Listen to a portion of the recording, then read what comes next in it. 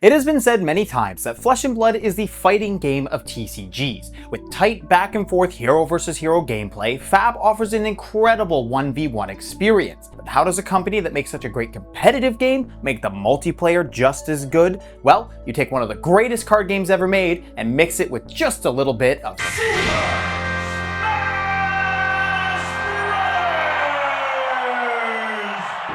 Busting down the walls of competitive play comes the casual, multiplayer-focused Smash Palace, a board game TCG hybrid product that takes the crack shuffle play of Mastery Pack Guardian and mixes it up with multiplayer-focused heroes in an event deck that changes the arena every turn. With a rather hefty MSRP of $70 to $110 depending on the currency, Smash Palace seeks to offer a fantastic casual play experience for new and established players alike. But the question is, does it actually deliver on this experience?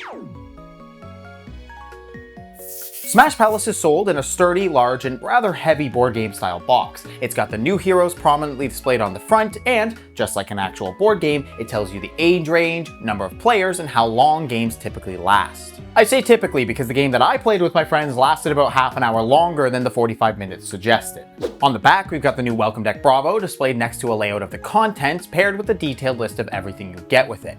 I really like both the visual and the list depictions of what comes in the box, as it's really great to see what you're buying before you actually purchase it. And honestly, this is one of the nicest looking products LSS have ever released. Having all the heroes displayed on the front like this is super eye-catching and really does make it fit alongside other games on the shelf. And on top of the convenience, having the product contents laid out like this on the back really goes a long way to make this thing feel professional. The only other multiplayer product we've seen in Fab is Round the Table, and while I love the high quality storage box it came in, let's be real. If you were a new or casual player and you saw these next to each other on a shelf, it's pretty obvious which one is more attention grabbing. And I really have to give them huge props for this. I mean, first impressions matter when you're asking people to spend a good chunk of their money, and LSS have done a really great job here. Opening up the box, you'll find a Welcome to Smash Palace insert that has instructions for the event deck on it, then an incredibly well made and detailed how to play booklet. This is a significant upgrade to the how to play inserts in the Armory decks, and it makes perfect sense to have a bigger,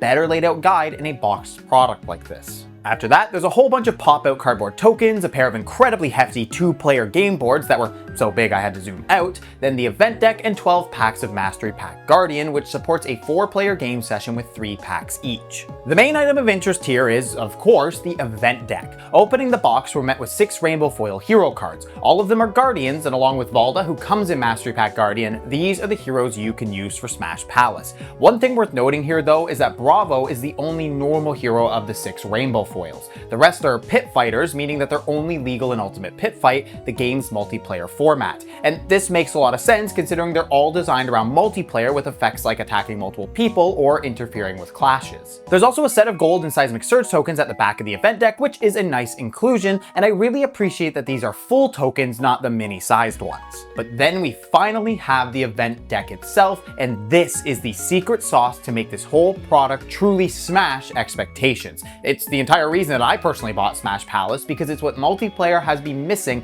this entire time. See, the Super Smash Bros. Reference I made in the intro was actually legitimate. 1v1 Flesh and Blood is like 1v1 Smash Bros. With the plain battlefield stage and items off. But everyone knows that when you're with friends, you pick the crazy stages and turn on items, and now this event deck does the exact same thing for Flesh and Blood. I'm going to save all my thoughts on the event deck for the gameplay experience part of this review, but I have to say, this box set feels really good to open. It's clearly meant to resemble a board game, and the punch-out tokens and game boards really do add to the product as a whole. The only real gripe I have is with the punch-out tokens, specifically the power ones, and how they only go up to 3. With how many there are, I do wish that they went up to 10, especially considering Guardian attacks are huge. That way, you'd be able to use 1 token for any attack up to 10 power, then pair 2 of them for anything higher. But right now, all you could show is 1, 2, and 3, or 11, 12, and 13 with them. This is admittedly a small nitpick, and I do think these cardboard tokens are otherwise great for anyone playing this game without all the dice and tokens that players like myself already have.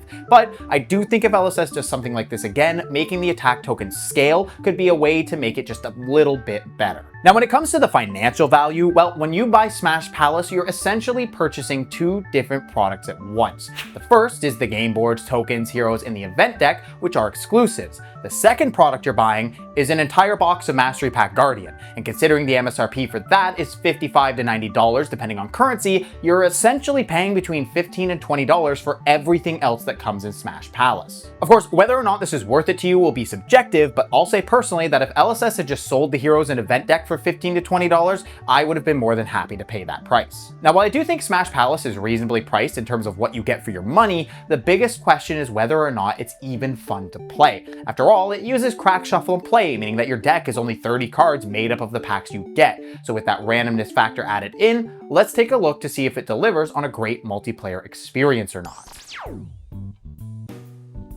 Smash Palace is a 4-player set, which was mildly annoying for me to coordinate considering my friends and I are all adults with jobs. Thankfully, I did get everybody together on the weekend, but I will say that if you can only get 3 people together, you could always just do 4 packs each instead of 3, and you'd get a very similar experience. After reading through the how to play guide, only to realize the rules for the event deck were in the Welcome to Smash Palace insert, we were able to get started. First was ripping the packs, removing the tokens, and then seeing what our decks were made of. After that, we chose our heroes by order of dice rolls, landing with Rhea, Victor, Bofer, and Fight Master Cox. As I mentioned earlier, the box says games should take around 45 minutes, but our game actually took a little over an hour to play, so expect your time to vary. That said, I was actually really surprised at how much fun using crack shuffle play actually was. See, I'm not personally a big limited fan, and I have very little interest in crack shuffle play in general. I play card games to play actual decks, and I was a bit worried I wouldn't enjoy Smash Palace because it used packs instead of precons. But it was actually a lot of fun to take one of the Smash Palace heroes and use the Mastery Packs, although fatigue was something we all had to be a bit worried about with only 30 card decks. That said, the gameplay experience is almost entirely carried by the heroes and the event deck. The issue with everybody using packs from the same set with the same class is,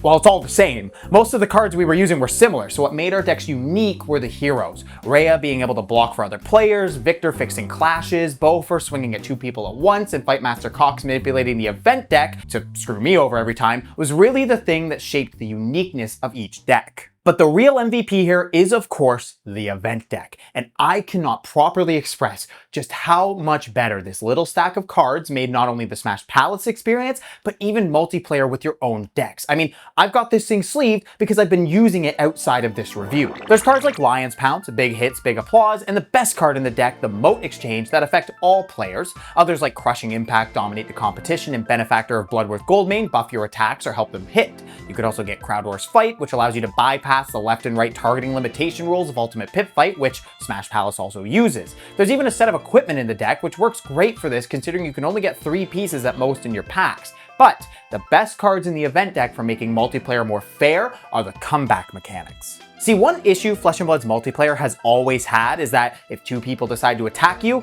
you really can't do a whole lot about it. But with cards like Arena Medic, Pick Yourself Up Off the Floor, Didn't See That Coming, and the outright broken Rally the Underdog, the event deck gives players a way to claw their way back into the game. And this all really made the gameplay of Smash Palace so much better. In fact, I'll go so far as to say that if it had just been a normal multiplayer game with crack shuffle play, I probably would have hated it. But like in Smash Brothers, once you turn the items on and hop into Hyrule Castle, well, that's where you can have a good time with your friends. As a casual Flesh and Blood experience, Smash Palace was a lot more fun than I expected, at least for that one time that we played it. Because the one downside to Smash Palace is that once you've opened up the packs and tried it out, you don't have a way to properly replicate that experience without going and buying another whole box of Mastery Pack Guardian. I mean, sure, you can find a way to keep each of your decks separate, like in little bags, and then use them just with different heroes, but that will get a bit boring after a while, and it still misses out on the crack part of crack shuffle play.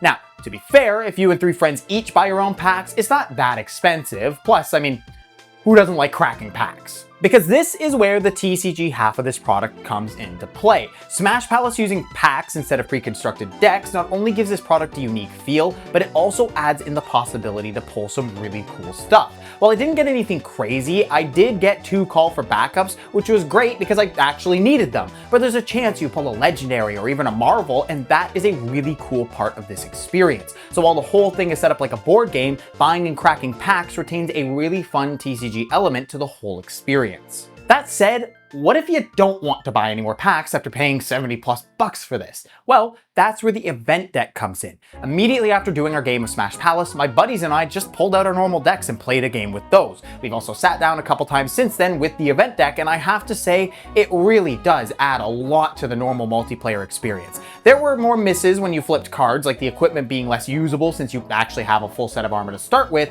but I actually think this is perfectly fine. I mean, not every item in Smash Brothers is super usable, and I think that inconsistency of effects actually adds to the overall experience. See, one of the things that I think LSS have missed the mark on with multiplayer is how to balance it for powerful decks. Their solution so far has seemingly been to make, as I call them, gimmick heroes. Heroes like Melody, the Professor, and Fightmaster Cox are some examples where even if they have solid strategies, they don't feel like serious heroes that you'd build a genuine deck around. Now, I'm not saying that these fun and goofy heroes are bad to have, but I am saying that most people don't want to play them. Most people want to take their favorites like Florian, Pleiades, or even Starvo and Chain and just play them in multiplayer. But this comes with the downside of, if a deck is very powerful, games can spike pretty hard. So how do you let people play their powerful heroes but still keep the format fun and casual? You use the event deck and add in that randomness. Because instead of having to play wacky heroes to make it fun, that wackiness is added to the format itself, letting players use their personal favorite decks regardless of how strong they are. However, there are 2 cards in the event deck that, when using your normal decks, feel like they should have been flipped. Arena Medic and Rally the Underdog. Arena Medic gains you a life, but if you have no cards in hand, you gain 3, meaning that you're almost always gaining just 1 life. As for Rally the Underdog, it draws you a card, but if you have less life than any opponent, you instead draw 2. Even if you're only 1 life lower than somebody, you just get to draw 2 cards.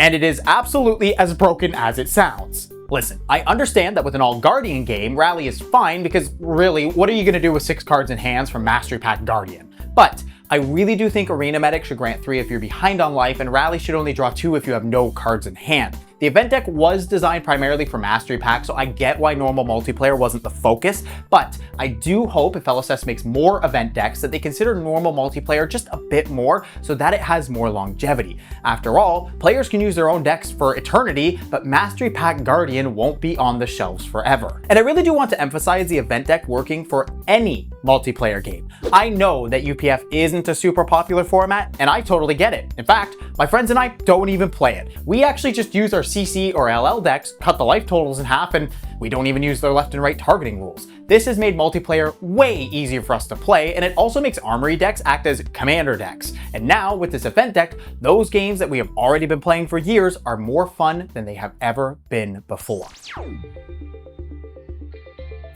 If there's one thing that you can say about Smash Palace, it's that it's unique. Sure, it doesn't do anything revolutionary with the game board aspect, the event deck, or even using packs as decks, but it's putting all that together that makes it really stand out.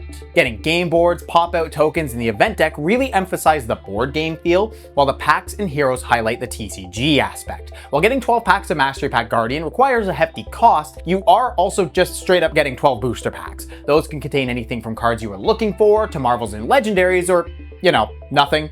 That's also a possibility. Again, when you buy this product, you're essentially buying a booster box of Mastery Pack, then paying $15 to $20 for the rest. So if you've been considering picking this up but aren't sure, that really is how I would look at it. You get a great time playing it, get to keep the cards you pull, and you and your friends can each buy a few more packs to play again. And if you don't want to keep buying packs, then you can just use the event deck for normal multiplayer like my friends and I have been. I actually used to have a deck that I made myself with a bunch of the game's tokens that each player would get at the end of their turn. But now I could just use this event deck that was made specifically for multiplayer and have an even better time. In fact, you've probably picked up on this, but this is the one element of this product that I really hope LSS does more of, whether it's with future Mastery Packs or with pre-constructed decks. As I said earlier, I had a lot more fun with Smash Palace than I thought I would. I didn't think it was going to completely suck, but I didn't expect to enjoy it as much as I did. And one cool thing is that if I ever did want to play with the packs again, I can just bring the event deck and the heroes with me to the game store and play it there rather than, needing the whole box. So does Smash Palace deliver on the multiplayer experience? I'd say yes. It's not a perfect product since using packs has pros and cons, but I think overall it's a very fun experience. It can be enjoyed by both experienced or casual players, and with it being crack shuffle play, even brand new players can pick it up pretty quick and have a great time. It's definitely not something I'd pick up to use exclusively as a board game. I mean, yes, you can keep the deck separate to replay, but it's not as replayable as a normal board game is meant to be. But if you're someone who enjoys multiplayer, even if Fab's multiplayer was never your thing, then I highly recommend getting this for the event deck alone. This thing really is the highlight of Smash Palace. However, that will be all for this video. I hope you found it helpful, and thank you very much for watching. And a huge special thanks to all of my Chadley patrons. You guys are amazing. Huge shoutouts to the GigaChads Geeks First, Elixir, Vinny, John, Ty, Chemical, and Dark Memoria. Then we've got the Alpha Chads, Thomas, Zajima, and Approximo, and then there's the Super Chads, Cece, Ben, Yogbadoodles21, Kevin, and Wolf Shadowmancer. Thanks again as always, and stay Chadly, my friends.